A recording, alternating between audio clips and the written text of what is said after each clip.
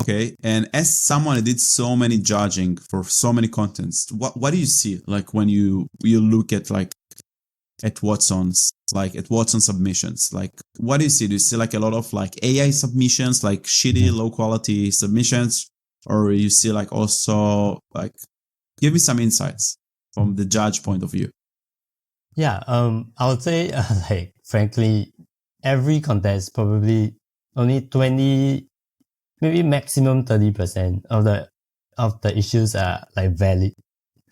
So you could say there's a lot of AI, definitely a lot of AI issues. And I think like if you judge long enough, you can like tell them straight away. And then some probably wouldn't be AI, but it's very low quality. There's not enough proof. There's no like code walkthrough for me to easily understand the issues.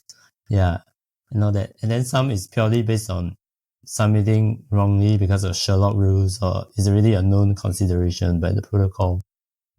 Yeah, and then you have the like issues that doesn't meet the impact because Sherlock only accepts medium and high severity issues. So some issues are like low severity with no fund loss or DOS or like functionality. Such as is like low. potential front running, this Yeah, function yeah. can be I, no I checks mean, effects interactions. Okay, how do you exploit it, right? yeah, So exactly. it's not enough. Oh, yeah. You know, every contest there's this person that puts checks, effects, interactions, and they never prove their re-entrancy findings. Then Yeah, as a judge, I'm like, I don't know if this is true. I don't want to prove it for you.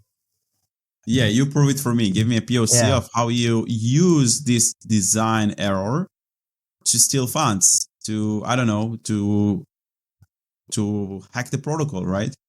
Yeah. Because not always it's exploitable, not always checks effect, when there is like CI checks effect interactions violation, not always it's exploitable. You need a callback, you need the state need to be changed in a certain way that will benefit you.